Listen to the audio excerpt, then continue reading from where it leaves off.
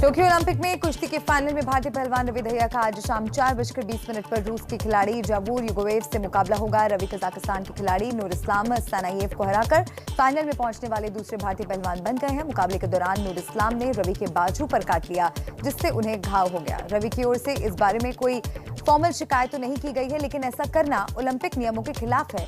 ऐसे में देखना होगा कि ओलंपिक आयोजन समिति नूर इस्लाम पर क्या एक्शन लेती है।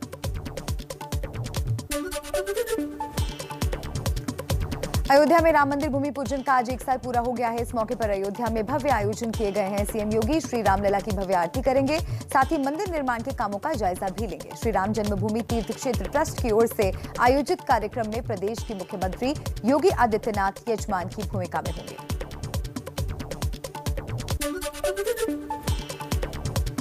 जम्मू कश्मीर से धारा 370 हटाए जाने की आज दूसरी वर्षगांठ है। इस मौके पर पाकिस्तान की नापाक साजिशों को देखते हुए शहर की किलेबंदी कर दी गई है। पाकिस्तानी ड्रोन की साजिश से निपटने के लिए भी सुरक्षा बलों को अलर्ट किया गया है। भारतीय जनता युवा मोर्चा आज तिरंगा मैराथन निकालेगा, वहीं शिवसेना की तिरंगा रैली होगी। वहीं पीडीपी आज काला दिवस के तौर पर मनाते हुए जम्मू में पीडीपी दफ्तर के बाहर प्रदर्शन करेगी।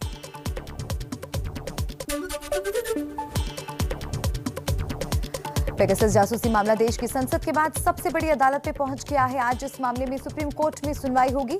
इस मामले में दाखिल कुल 9 याचिकाएं आज चीफ जस्टिस एनवी रमन्ना और जस्टिस सूर्यकांत की बेंच में लगी है। सभी याचिकाओं में मामले की कोर्ट की निगरानी में जांच की मांग की गई है।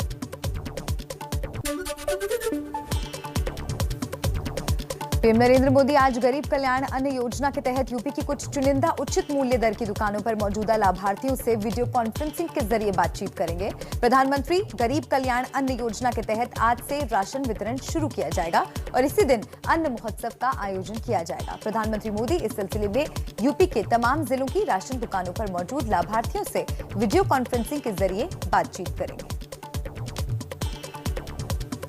देश के सबसे बड़े प्रदेश यूपी में चुनाव में अभी 6 महीने का वक्त है, लेकिन सियासी पारा हाई है। देखते हैं यूपी की आई कुछ खबरें। सुहेलदेव भारतीय समाज पार्टी के राष्ट्रीय अध्यक्ष ओम प्रकाश राजभर की बीजेपी प्रदेश अध्यक्ष स्वतंत्र देव सिंह से मुलाकात से नाराज एआईएमआईएम ने गठबंधन तोड़ दिया है। एआईएमआईएम प्रवक्ता आसिम वकार ने कहा है कि राजभर से बीजेपी की बू आती है। अगले साल होने वाले यूपी चुनाव के लिए ओवैसी और राजभर ने गठबंधन किया था। उत्तर प्रदेश में अगले साल होने वाले विधानसभा चुनाव को लेकर बहुजन समाज पार्टी ने तैयारी शुरू कर दी है। अयोध्या से शुरू हुआ बीएसपी का ब्राह्मण सम्मेलन आज सीतापुर और लखीमपुर में होगा। बुधवार को बरेली में आयोजित सम्मेलन के दौरान बीएसपी के राष्ट्रीय महासचिव सतीश चंद्र मिश्रा ने योगी सरकार पर ब्राह्मणों को चुन चुनकर मरवाने का आरोप लगाया। यूपी चुनाव को लेकर कांग्रेस 9 अगस्त से किसने बिगाड़ा उत्तर प्रदेश अभियान शुरू करने जा रही है। इस अभियान के तहत कांग्रेस यूपी में बीते 32 सालों की विभिन्न सरकारों को घेरेगी। हालांकि पार्टी सूत्रों के मुताबिक मुख्य रूप से योगी सरकार को निशाना बनाया जाएगा। इस अभियान के लिए बड़े पैमाने पर पार्टी कार्यकर्ताओं को विशेष ट्रेनिंग दी जाएगी।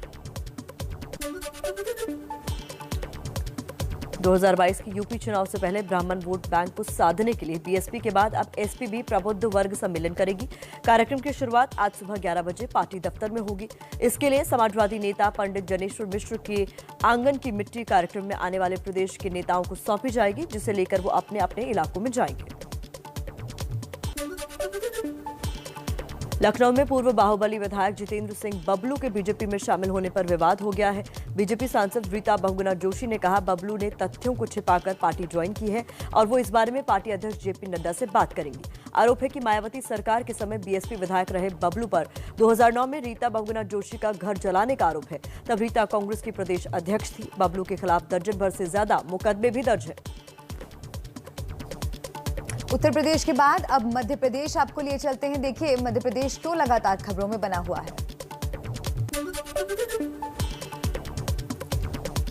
भीषण बाढ़ की चपेट में आए एमपी के 1200 से ज्यादा गांव राहत के काम में जुटे। सुरक्षा बलों की सहायता से अब तक 6000 के करीब लोगों को सुरक्षित स्थानों पर पहुंचाया गया है, जबकि 2000 के करीब लोग अब भी बाढ़ प्रभावित इलाकों में फंसे हैं और उन्हें बचाने के प्रयास जारी हैं। शिवपुरी, श्योपुर, दतिया, ग्वालियर, गुना, भिंड और मुरैना जिलों के 1125 गांव प्रभावित हुए हैं। सेना, बीएसएफ, एनडीआरएफ के 4 कॉलम और एसडीआरएफ के 70 दल बचाव अभियान में जुटे हैं। मध्य प्रदेश में बाढ़ से बेकाबू हालात के बीच बुधवार को सीएम शिवराज सिंह चौहान दिल्ली पहुंचे, जहां उनके एमपी के सांसदों और पार्टी के शीर्ष नेताओं के साथ बैठक हुई।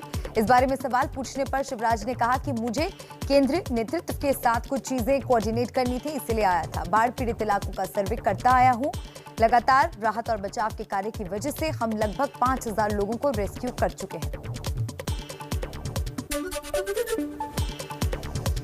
मध्य प्रदेश के शिवपुरी में बारिश से आई बाढ़ के बाद तबाही ने कई घरों को बर्बाद कर दिया है। बाढ़ का बहाव इतना तेज था कि पक्के मकान जमींदोज हो गए हैं। लोग रो रहे हैं, सुबह से भूखे हैं।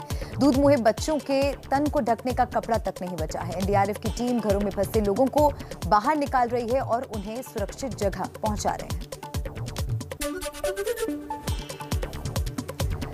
एमपी के मुरैना में चंबल उफान पर है। चंबल के राजघाट पर चंबल नदी का जलस्तर 144 मीटर पर पहुंच चुका है। चंबल नदी के किनारे बसे गांव में बाढ़ जैसे हालात हो गए हैं। दर्जनों गांव में पानी भर गया है। लोगों को गांव से निकालकर सुरक्षित जगह पहुंचाने में लगा हुआ है प्रशासन।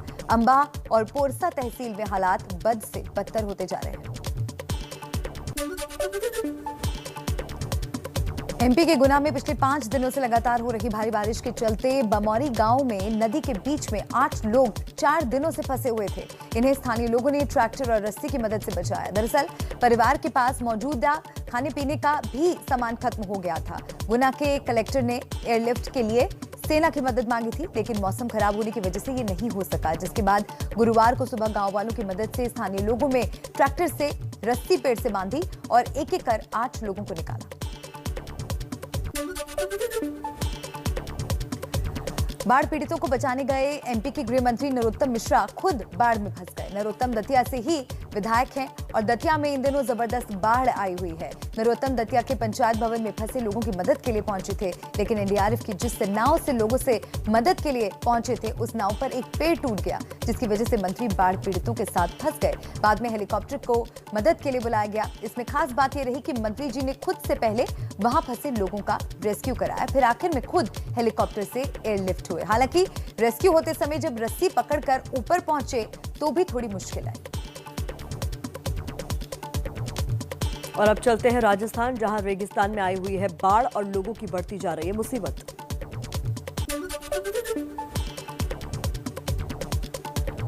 राजस्थान के बूंदी में बाढ़ के हालात नजर आ रहे हैं। रिहायशी इलाकों में जहां देखो पानी ही पानी का सैलाब नजर आ रहा है। बूंदी की कई कॉलोनियां जलमग्न हो चुकी हैं। लोगों के खाने की व्यवस्था तक नहीं हो पा रही, क्योंकि कई कॉलोनियों में मकानों में पानी तक भर चुका है। अचानक हुई बारिश के कारण शहर पूरी तरह से बाढ़ की चपेट में है। उधर सिविल डिफेंस के जवान लोगों को पानी से रेस्क्यू कर सुरक्षित जगहों पर पहुंचा रहे हैं।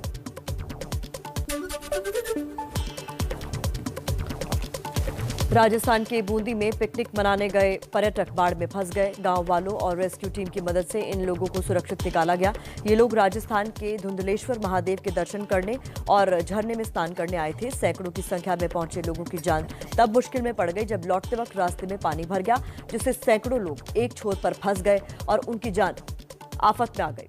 पहले ग्रामीणों ने इन्हें बचाने की कोशिश की, लेकिन कामयाबी नहीं मिली तो रेस्क्यू टीम को बुलाया गया।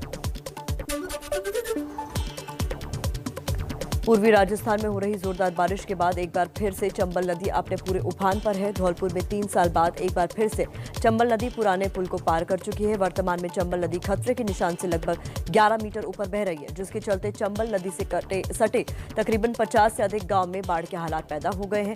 जिला प्रशासन ने लोगों को पहले ही अलर्ट कर दिया था। जिले भर के तकरीबन 50 से ज्यादा बाढ़ से प्रभावित गाँव में जिला प्रशासन ने रेस्क्यू टीम को भेजा है। इसके अलावा जिला प्रशासन लगातार नजर भी बनाए हुए है। राजस्थान के कोटा जिले में भी भारी बारिश की वजह से बाढ़ के हालात हैं। यहां रोडवेज की बस नाले में फंसने से 40 जिंदगियां खतरे में पड़ गई। राजस्थान रोडवेज की बस कोटा से इटावा के लिए रवाना हुई थी, लेकिन इटावा से पहले ही 5 फीट गहरे नाले में फंस गई।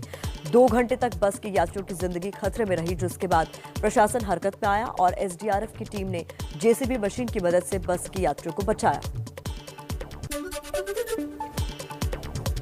राजस्थान के पांचना बांध से लगातार पानी छोड़े जाने से भरतपुर जिले की बयाना तहसील इलाके में बाढ़ के हालात पैदा होते जा रहे हैं। गांव के अंदर पानी घुसने से ग्रामीणों को ऊंचे इलाकों में जाने को मजबूर होना पड़ रहा है। साथ ही जिला प्रशासन भी ग्रामीणों से सुरक्षित जगहों पर जाने की अपील कर रहा है।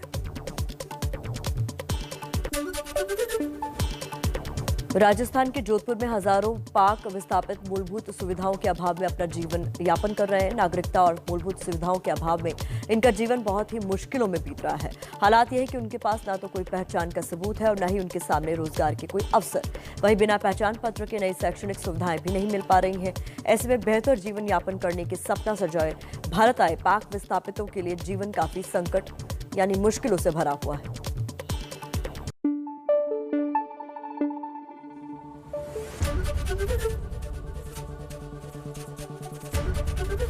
एबीपी न्यूज आपको रखे आगे।